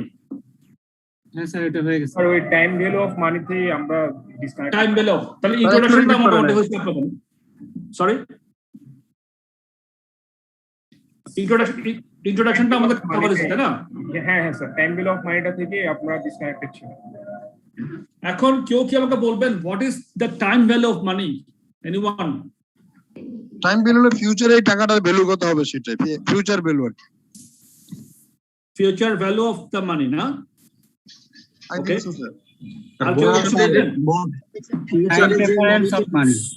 হ্যাঁ হ্যাঁ, কালকের 1 টাকা আজকে কত টাকা? একজন বলেন। সময়ের সাথে যে অর্থের যে পরিবর্তনটা টাকার, সেটাই টাইম ভ্যালু অফ মানি। আচ্ছা, মানে ব্যাপারটা হচ্ছে স্যার কালকের 1 টাকা আজকের দিনে কত টাকা পেয়ে তো সেই। এটা মোর মানে আপনার থার্ড কে বললেন কথাটা? Time preference of money by asset. Mohammad Rashid sir. হ্যাঁ, খুব ভালো বলছেন। অ্যাকচুয়ালি কালকের 1 টাকা আজকের মূল্য, কালকের 1 টাকার মূল্য আজকে কত, আগামী কালকের 1 টাকা, আজকের 1 টাকা আগামী কালে কত মূল্য, অথবা আগামী কালকে যেটা 1 টাকা পাবো সেটা আজকে কত মূল্য, ওটা হচ্ছে টাইম ভ্যালু অফ মানি। ওকে, এটা ভেরি ইম্পর্টেন্ট একটা কনসেপ্ট, মাথায় নিতে হবে এটাকে must. Money received today is worth more than the same sum received in the future. That is, it has a time value. আজকে আপনি, আমি সবাইকে মিউট করে দিই, হ্যাঁ, কেউ নয় শুনতে পাচ্ছি।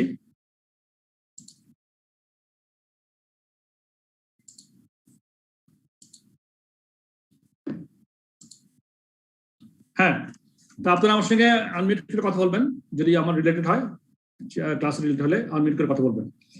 তো money received today is worth more than the same sum received in the future. আজকে আমি যে টাকা পাবো এটা 1 মাস বা 1 বছর পরে পেলে আজকে আমার এটার যেই ভ্যালু থাকবে আমার কাছে 1 বছর পরে আমার কাছে এই ভ্যালু থাকবে না। ওইটা হচ্ছে টাইম ভ্যালু অফ মানি। তো ডিসকাউন্টেড ক্যাশ ফ্লো বা DCF টেকনিক্স, শর্টকাটে বলে DCF techniques, discounted cash flow techniques take account of this time value of money when appraising investment. যখন আমরা ইনভেস্টমেন্ট অ্যাপ্রেজাল করতে যাব তখন আমাদের ডিসকাউন্টেড ক্যাশ ফ্লো টেকনিক্সটা আমরা ইউজ করে টাইম ভ্যালু অফ মানিটা বের করি। হ্যাঁ, discounted cash flow techniques, DCF technique, এটা খেয়াল রাখবেন। কেন করি time value of money? There are 3 main reasons for the time value of money. একটা হচ্ছে কনজাম্পশন প্রেফারেন্সেস, যেমন for example, given the choice of $100 now or the same amount in 1 year, it is always preferable to take the $100 now because it could be invested over the next year at say 10% interest rate to produce $110 at the end of the year. তার মানে এটা consumption preference হচ্ছে কি, আমি 1 বছর পরে $100 পাইলে আমি তখন 1 বছর পর্যন্ত আমি বিনিয়োগ করতে পারলাম। বিনিয়োগ মনে করেন ফর এক্সাম্পল আপনি ফিক্সড ডিপোজিট করলেন, একদম সিম্পল একটা এক্সাম্পল। আপনি যদি এখন $100 পান, আপনি ফিক্সড ডিপোজিট করলে 10% ইন্টারেস্ট থাকে, 1 বছর পর আপনি $110 পাবেন। কিন্তু আপনি তাহলে আপনি 1 বছর পর $100 পেলে আপনি ওই $10টা মিস করলেন। সেজন্য আমার কনজাম্পশন প্রেফারেন্স কি হচ্ছে, সেটা এই বিষয়টা আমার একটা important point. Then impact of inflation. Inflation হয়ে যেতে পারে, টাকার ইনফ্লেশন হতে পারে। আমি আজকে 100 টাকা দিয়ে আমার যে পার্চেসিং পাওয়ার, আমার 1 বছর পরে পার্চেসিং পাওয়ারটা 100 টাকা দিয়ে আমি আজকে যা কিনতে পারবো 1 বছর পরে হয়তো বা 2 বছর পরে আমি সেই জিনিস হয়তো কিনতে পারবো না, কারণ তখন দামটা ইনফ্লেটেড হয়ে যাবে। আর হচ্ছে risk. The earlier cash flows are due to be received, the more there is less chance that events will prevent payment. Earlier cash flows are therefore considered to be less risky. Riskটা আবার কমে গেল, earlier cash flow চলে আসলো, আবার রিস্কটা কমে গেল, এই হচ্ছে অবস্থা। দেন এবার আসেন কেন আমরা মানে টাইম ভ্যালু অফ মানিটা কেন কনসিডার করবো সেটার একটা ধারণা নিলাম। এবার আসেন কম্পাউন্ড ইন্টারেস্ট। আপনারা ওই যে নিয়ম করছেন আগে, পাটিগণিতের মধ্যে ওই নিয়ম করছেন, ওই নিয়মের মধ্যে আপনার ওই যে সুদ কষার হিসাব আমরা তো করছি, একই রকম বিষয়। কম্পাউন্ড ইন্টারেস্ট সম্বন্ধে কেউ বলবেন, হোয়াট ইজ কম্পাউন্ড ইন্টারেস্ট? ব্যাংকার বলেন, কোন ব্যাংকার সাহেব আছেন কিনা?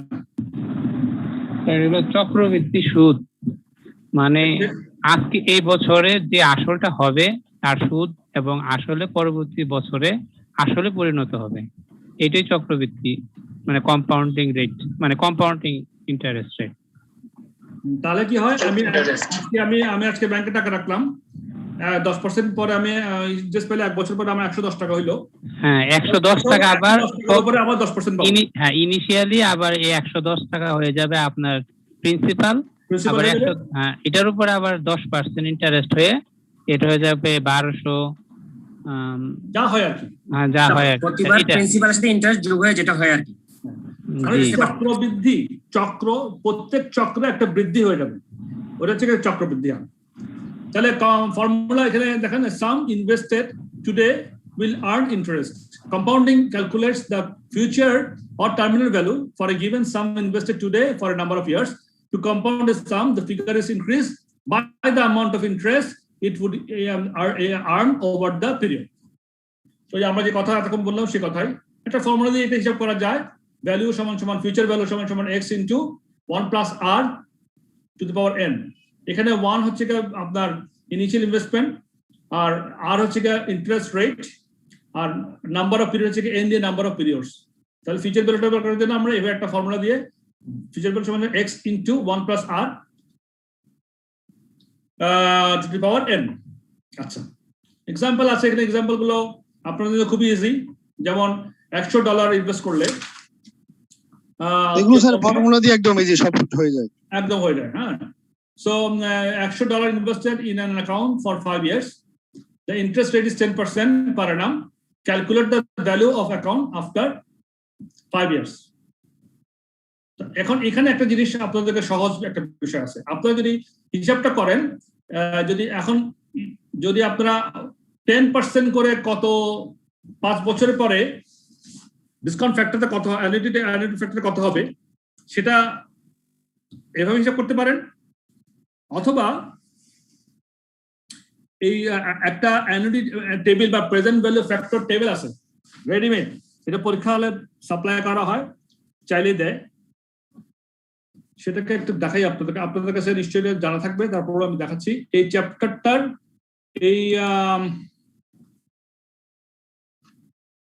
এই বইয়ের একদম শেষের পাতা দেখেন তো, আপনারা দেখেন একদম শেষের পাতাটা, আমি বলি লাস্ট কত পৃষ্ঠা, 18 চ্যাপ্টারের পরে স্পেসিমেন এক্সাম পেপারের 11 নম্বর পৃষ্ঠা দেখেন তো, আপনারা দেখতে পান কিনা? একদম শেষে চলে আসেন স্যার, 11 পৃষ্ঠায় 18 চ্যাপ্টারের পরে স্পেসিমেন এক্সাম পেপারের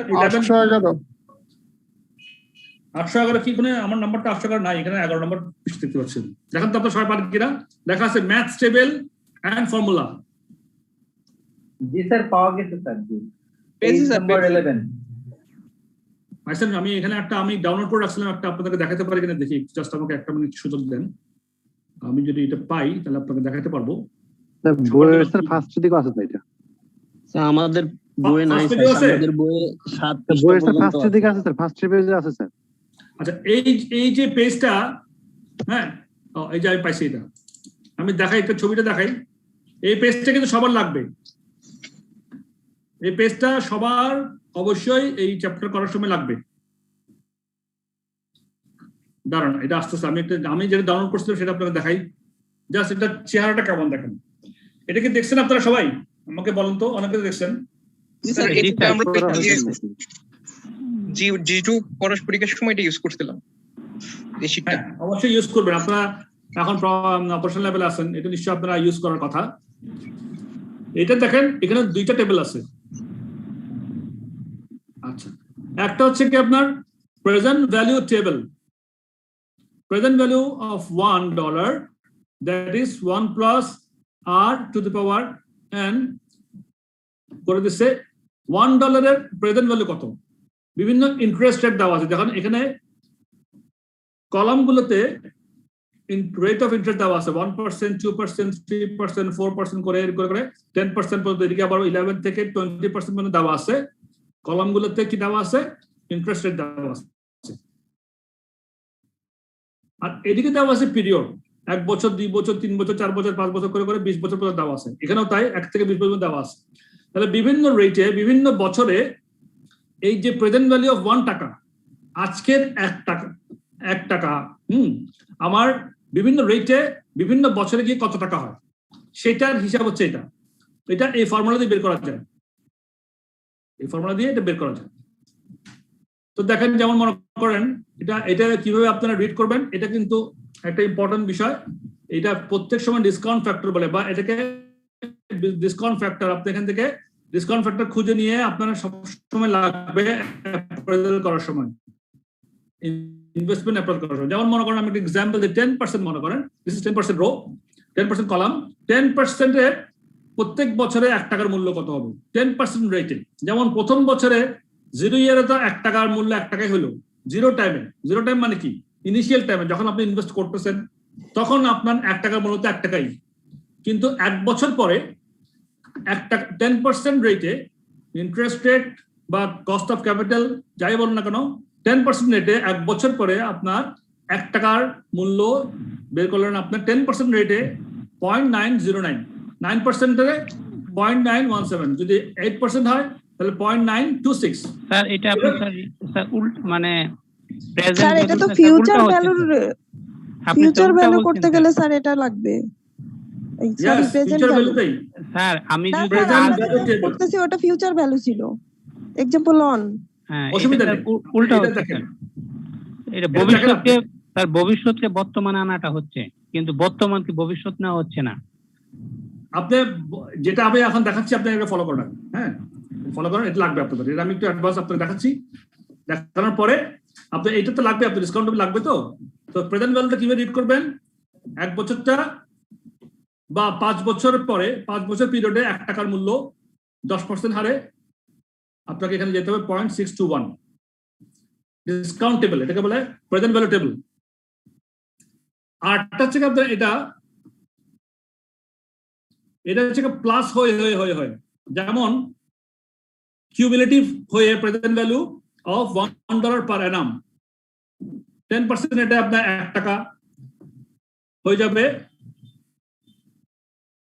প্রথম বছরে 0.909, দ্বিতীয় বছরে ওটা হয়ে যাবে 1.736। কেমনে, এটার সঙ্গে ওই দুইটা যোগ করেন আপনি, সাপোজ 0.909 প্লাস 0.826 যদি যোগ করেন তাহলে আপনার হয়ে যাবে 1.736। এটা হচ্ছে বাড়তে কিভাবে যোগ করে এটা হবে। এই যে চার্টটা, এই চার্টটা আমাদের পরবর্তীতে লাগবে, আমরা আবার এটা চার্টটা দেখালাম। আপনারা কিন্তু এই চার্টটা আপনাদের বইয়ের শেষ পাতায় আছে, অথবা কারো কোনো বইয়ের প্রথম পাতায় পাবেন, সেটা আপনারা রাখবেন, সেটা আমাদের ভবিষ্যতে কাজ করার সময় লাগবে।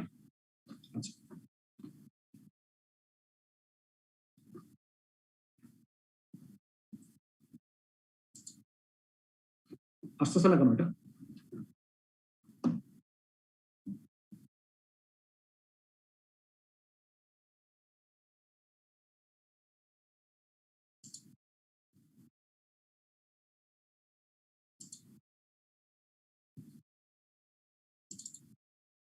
এক মিনিট,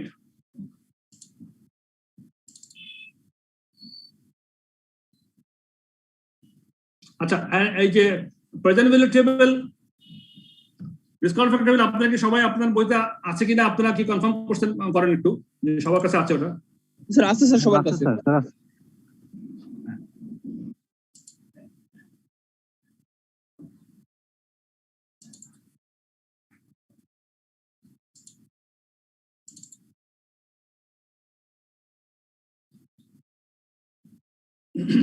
সো এক্সাম্পল 1 যদি করেন আপনারা, যেমন এখানে $100 is invested in an account for 5 years. The interest rate is 10% per annum. Calculate the value of the account after 5 years.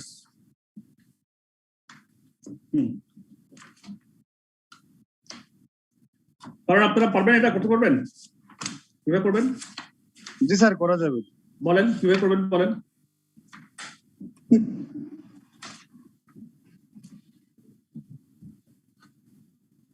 যদি আমি সিম্পল ভাবে বলি, আপনি যদি 10%টা 5 বছর, হ্যাঁ বলেন স্যার। ফর্মুলা দিয়ে করা যায়। প্রশ্ন তো ফিউচার ভ্যালু চাইছে তাই না?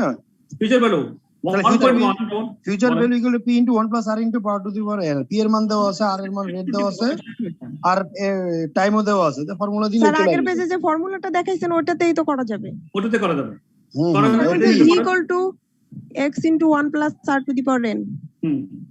কারণ 1 plus R মানে কত? আর এখানে আছে, আর এখানে ইন্টারেস্ট, রেট অফ ইন্টারেস্ট, আর n হচ্ছে ইয়ার। n হলো টাইম। হ্যাঁ, 1 plus R, 1 plus R মানে কত? 0.1 1.10 রাইট, 1.10 1.1 into এটা এক বছরের, এটা আলাদা 1.1 into 100 রেট। আচ্ছা 1.1 টা ওই কি করতে হবে স্যার, টাইম দিয়ে ওই যে পাওয়ার আছে স্যার 1.1 টু দি পাওয়ার হচ্ছে 5 স্যার, তারপরে ইনটু 100, তাহলে রেজাল্ট আসবে 161.05। জি স্যার। এক্সাম্পল 2 টা দেখেন। ক্যালকুলেশন গুলো কি দেখাই দিতে হবে স্যার নাকি? না, দেখাতে হবে না, এগুলা মাথা ঢোকাবার জন্য। এই আমরা কি সায়েন্টিফিক ক্যালকুলেটর ইউজ করতে পারবো? ইউজ করতে পারেন। হ্যাঁ, পারা যায়, আপনার ডিসকাউন্ট ফ্যাক্টর এন্ড টেবিল হলেও দেওয়া থাকবে, আর সায়েন্টিফিক ক্যালকুলেটরের মধ্যে করা যায়, কোনো অসুবিধা নেই। হ্যাঁ, জাস্ট এগুলা জিনিসটা মাথা ঢোকাবার কিভাবে হিসাবটা হয়। এক্সাম্পল 2 টা করেন, যেমন 450 pound is invested in an account earning 6.25% interest per annum. Calculate the fund value after 12 years. 12 years এর তাহলে আপনি 1.x into 1 plus R to the power n করেন, সেম ফর্মুলা বলেন, সেম ফর্মুলা। এক্সাম্পল 3 তে আবার উল্টা বলছে যে 500,000 pound is required in 10 years. 10 বছরে আপনি 5,000 pound চান। X pound is invested in an account earning 5% interest per annum. Calculate the value of X pound. Value of X pound কত? এখন আপনি 5 বছর পরে 5,000 টাকা পান, আজকে তাহলে কত টাকা ইনভেস্ট করবেন? উল্টা হবে বলছে এটা। তাহলে 5,000 ভাগ 1.5% 1.05 to the power 10 করলে আপনার হিসাবটা বের হয়ে আসে, টু দি পাওয়ার n আর কি। 5,000 ভাগ 1.05 টু দি পাওয়ার n বা 3069.56 এক্স্যাক্টলি। সো এটা হচ্ছে কি আমরা হিসাবটা বুঝলাম যে আসলে ইন্টারেস্ট গুলো আমরা কিভাবে ফ্যাক্টরিং এবং ডিসকাউন্ট ফ্যাক্টর গুলো এই ফর্মুলার মধ্যে ফেলে কম্পাউন্ডিং করব। এটা হলো কম্পাউন্ডিং। এখন হচ্ছে discounting. Discounting performs the opposite function to compounding. Compounding তে বাড়তে থাকে আর ডিসকাউন্টিং তে কমতে থাকে। Compounding find future value of a sum invested now, where discounting considers a sum receivable in the future and establishes its equivalent value today. The value in today's term is known as the present value. ওই যে আমি যে চার্টে দেখালাম first পৃষ্ঠা যেটা ছিল present value factor, সেটাই। In potential investment projects, cash flow will arise at many different points in time. Calculating the present value of future flows is a key technique in investment appraisal. Future present value of future flows.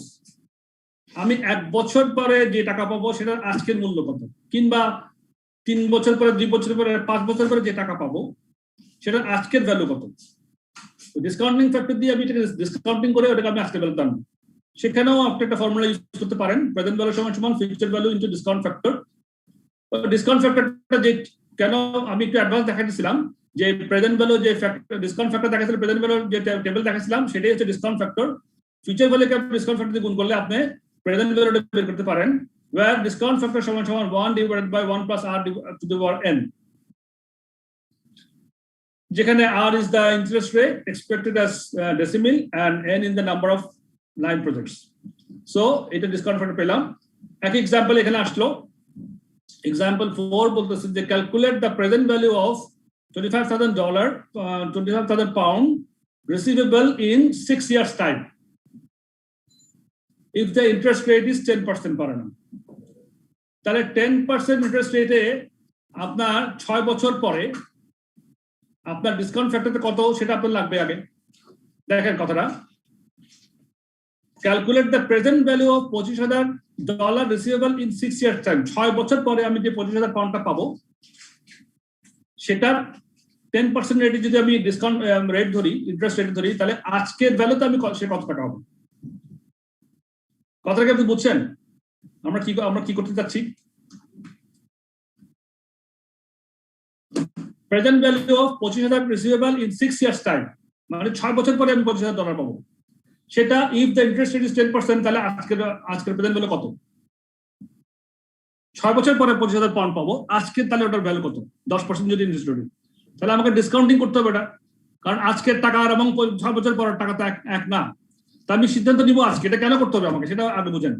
এটা আমি কেন বের করবো? কারণ সিদ্ধান্ত নিব আজকে আমাকে আমি ইনভেস্টমেন্ট করব 0 টাইমে, মানে আজকে ইনভেস্ট করব, বা 1 বছর কিছুদিন পরে ইনভেস্ট করবো, এটা হবে আমার 0 টাইম। তো 0 টাইমে যখন ইনভেস্ট করবো, আমি যখন টাকাগুলো তো তখন আমার ক্যাশ আউটফ্লো হয়ে যাবে, কিন্তু ইনফ্লো গুলো আমি যখন পাবো বছরে পাবো, তো আমার 6 বছর পরে আমি $25,000 পাবো। সুতরাং আমার আজকে যে ইনভেস্ট করবো সেটার প্রেজেন্ট ভ্যালু আমার আজকে 0 টাইমে 1, আর আমার 6 বছর পরে এই 1 তো আর 1 থাকবে না, আমি যেটা রিটার্ন পাবো সেটা কত, সেজন্য আমাকে প্রেজেন্ট ভ্যালুটা বের করতে হচ্ছে। তো ডিসকাউন্ট ফ্যাক্টর দিয়ে গুণ করবো 6 বছর টাইমে, পিরিয়ড অফ টাইমে 10% রেটে আমার ডিসকাউন্ট ফ্যাক্টর কত, সেটা আপনি ওই যে আমি টেবিলটা একটু আগে দেখাচ্ছি আপনাদেরকে, সেই টেবিলে চলে যাবেন, সেখান থেকে আপনি পাবেন, অথবা আপনার কম্পিউটার আপনার ক্যালকুলেটরের মধ্যে যে সার্টিফিকেট ক্যালকুলেটর থাকতে পারে, যেভাবে হোক, বা এই ফর্মুলা দিয়ে আপনি করে নেবেন discount factor 1 divided by 1 plus r into n। এটাও করে নিতে পারেন আপনারা, 1 divided by 1 plus 0.1 to the power n করলে আপনি ডিসকাউন্ট ফ্যাক্টর পেয়ে যাবেন। এখানে n হবে 6, তাহলে এখানে ডিসকাউন্ট ফ্যাক্টর কত হয় স্যার? 5056447। হ্যাঁ, গুড, মানে 0.05 0.564 সামথিং না, ওইটাকে আপনি 25,000 গুণ করলে কত হয়? 14,111 টাকা 75 পয়সা। এই তাহলে আপনি যে 6 বছর পরে, 6 বছর না sir, 6 years, sorry sir 6 years হবে 505,131। স্যার ঠিক আছে স্যার, না ঠিকই আছে, 0.564 ঠিক আছে আপনার। তাহলে আপনি যে $25,000 যেটা $25,000 পাউন্ড যেটা আপনার হিসাব করতেছেন 6 বছর পরে পাবেন, আজকে তো আপনি ইনভেস্ট করছেন, আপনার তো সিদ্ধান্তটা আজকে নিতে হবে, আপনাকে আজকের মূল্যটা জানতে হচ্ছে, এই জন্যই আপনাকে ডিসকাউন্ট ফ্যাক্টর দিয়ে গুণ করে আজকের মূল্যটা আনতে হবে। এই কথাটা বুঝেন নাই কেউ আছেন কিনা বলেন, আমি আবার আপনার করতে চাই দিন, কেন আমার আজকের মূল্য আনতে হবে? সবাই বুঝছেন? বুঝলে বলেন তো বুঝছি। ওকে স্যার, ওকে, তাহলে আমাদের যেহেতু সিদ্ধান্ত নিব আমি আজকে, সুতরাং আজকের ভ্যালুতে আমি সব আনতেছি, যত আউটফ্লো হোক যত ইনফ্লো হোক আজকের ভ্যালুতে আমি সব আনবো, তখন আমি সিদ্ধান্ত নিতে পারবো।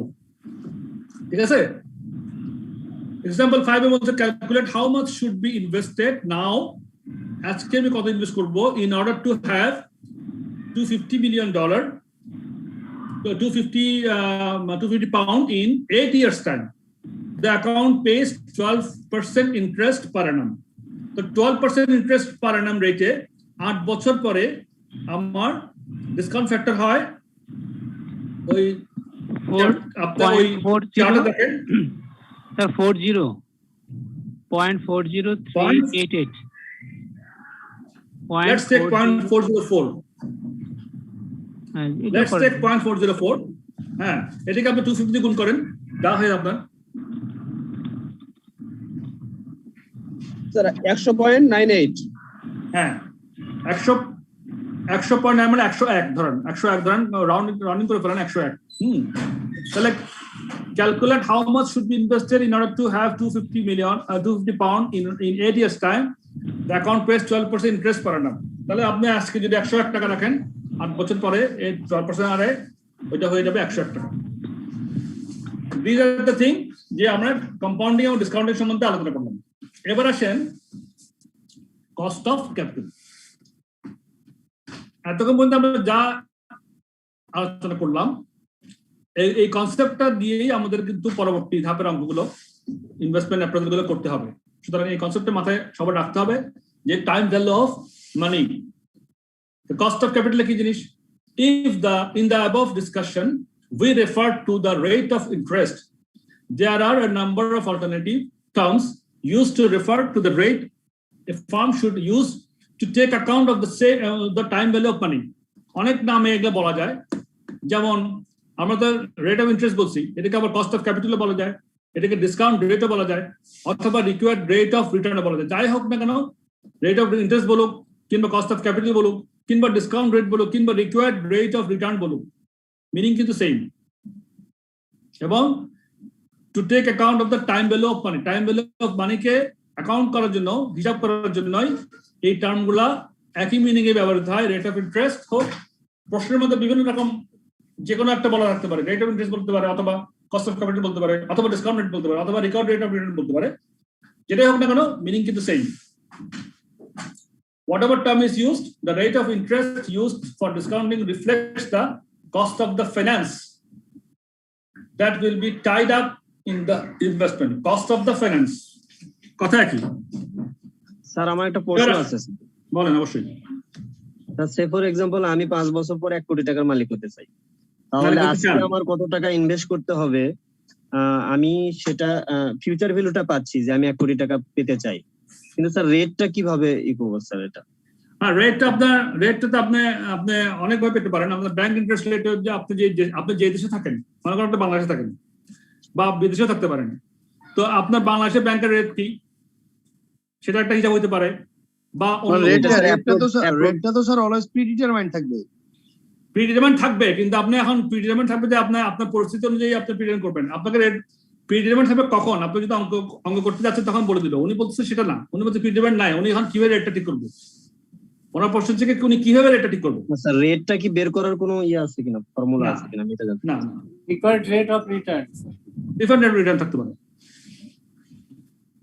এটা তো কোনো স্পেসিফিক কিছু নেই। বাট আপনি এখন যদি চিন্তা করেন যে আমি এখন কিভাবে কোন রেটটা ধরবো, তাহলে আপনি কম্পেয়ার করতে পারবো হবে আপনার কারোর সঙ্গে। সেক্ষেত্রে আপনার ব্যাংকের ইন্টারেস্ট রেটটা কম্পেয়ার করতে পারেন, ফিক্সড ডিপোজিট রেটটা হাইয়েস্ট কত, এই ধরনের আপনি একটা কম্পেয়ার করতে পারেন চাইলে, সেটা হতে পারে। আমরা সামনে পাবো স্যার আইআরআর কি এই জিনিসটা নাকি স্যার? অথবা স্যার মার্কেট ইনফ্লেশন রেটটাও আসতে পারে। অনেক ফ্যাক্টরি এখন ইনফ্লুয়েন্স করতে পারে আপনাকে। বুঝতে পারছি। এখন আসেন ক্যাপিটাল ইনভেস্টমেন্ট অ্যাপ্রেজাল। এখন আসল জায়গা আসতেছি আমরা আস্তে আস্তে। ইনিশিয়াল অ্যাজাম্পশন হচ্ছে গিয়া আমরা এখানে কিছু ইনিশিয়াল মানে ক্যাপিটাল ইনভেস্টমেন্ট অ্যাপ্রেজালের জন্য প্রাথমিকভাবে আমরা কিছু ধারণা আমাদেরকে মাথায় রাখতে হবে। সেগুলো হচ্ছে গিয়া all cash inflows and outflows are known with certainty. সব ইনফ্লো গুলো এবং আউটফ্লো গুলো আমার জানা থাকতে হবে, নাহলে আমি হিসাবটা কিভাবে করবো, ইনফ্লোর কি হিসাব, আউটফ্লোর কি হিসাব, এটা আমাদের এক্সপেকটেশন একটা আমাদের থাকতে হবে উইথ সার্টেনিটি। 2 নম্বর হচ্ছে sufficient funds R available to undertake all profitable investments. Sufficient fund আমাদের অ্যাভেলেবল আছে, সেটাও একটা আমাদের অ্যাজাম্পশনের মধ্যে রাখবো আমরা। and there is zero inflation and there is zero taxation. Inflation এবং ট্যাক্সেশন নিয়ে আমাদের কিন্তু পরবর্তীতে আলোচনা আছে।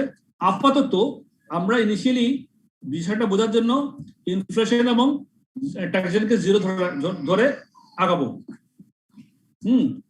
These assumptions are all considered in the next session. এগুলো এই assumption নিয়ে আমরা নেক্সট সেশনে এই অ্যাপ্রেজাল গুলো করব। অ্যাপ্রেজাল মেথড কি? There are 4 widely used appraisal methods.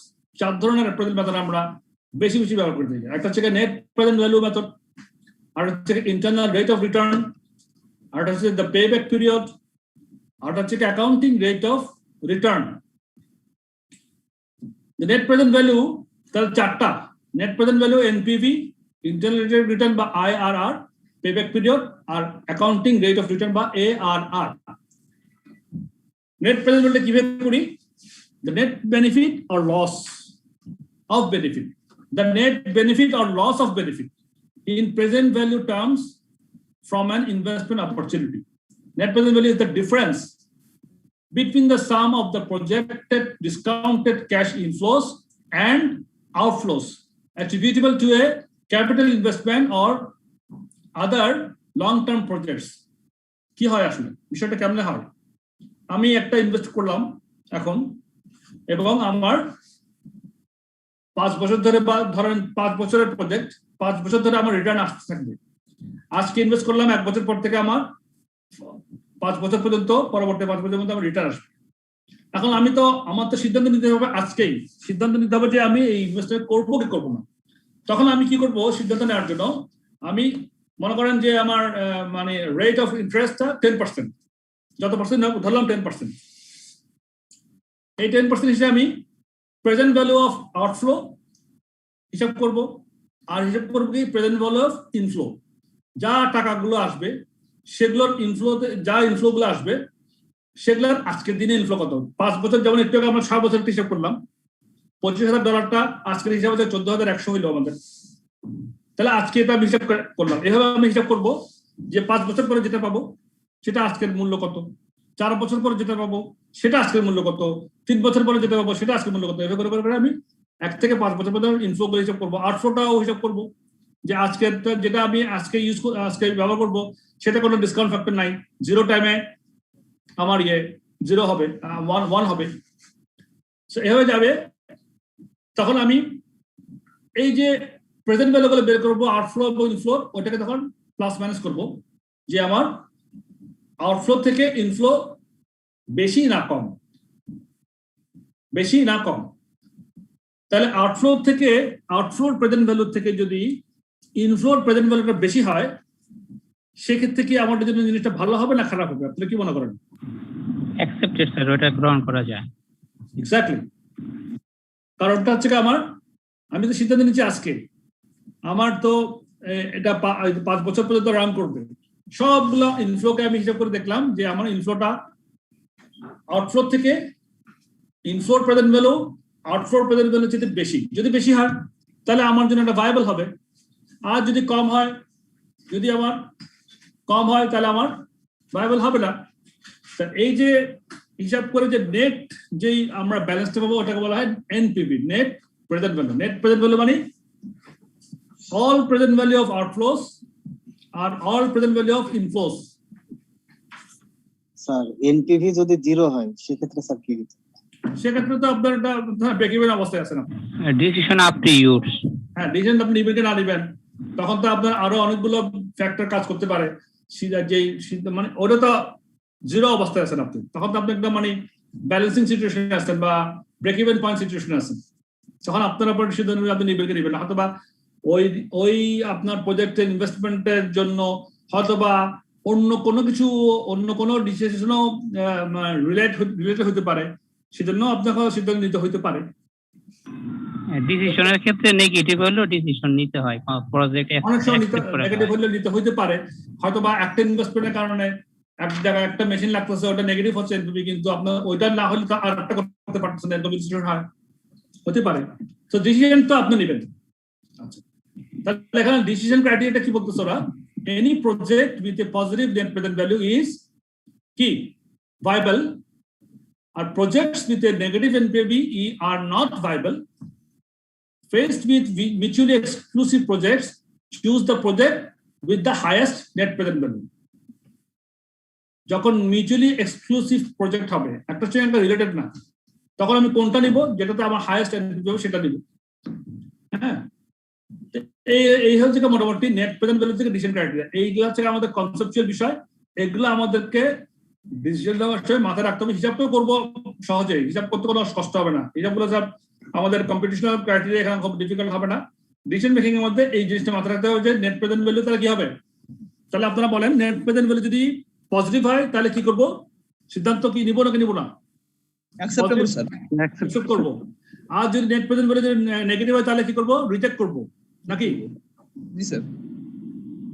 আর যদি মিউচুয়ালি এক্সক্লুসিভ প্রজেক্ট হয়, একটার সঙ্গে একটা রিলেটেড না, mutually exclusive project, choose the project with the highest net present value, যেটাতে হাইয়েস্ট নেট প্রেজেন্ট ভ্যালু হবে সেটা আমরা চুজ করি।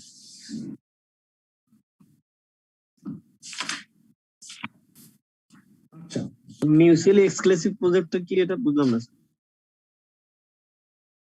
মিউচুয়ালি এক্সক্লুসিভ আমি বলি স্যার, আপনার সাথে 3টা প্রজেক্ট আছে, 3টার ভিতরে দেখেন একটা নিবেন, যেটা হাইয়েস্ট হবে সেটা নিবেন আপনি। রাইট।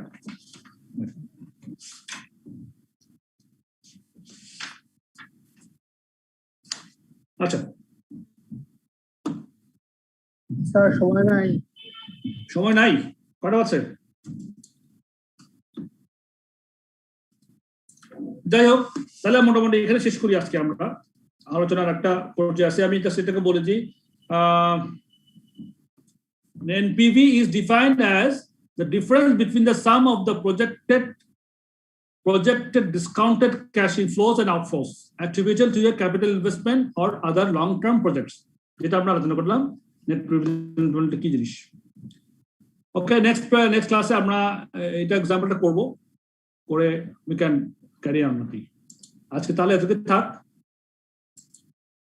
ওকে স্যার, আসসালামু আলাইকুম। হ্যাঁ, thank you very much. Chatting এ আছে কেউ?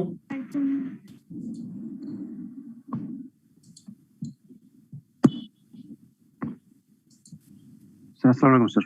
জি, থ্যাংক ইউ। সবাই আমাদের দোয়া করবেন, আমি আপনাদের দোয়া করি। Record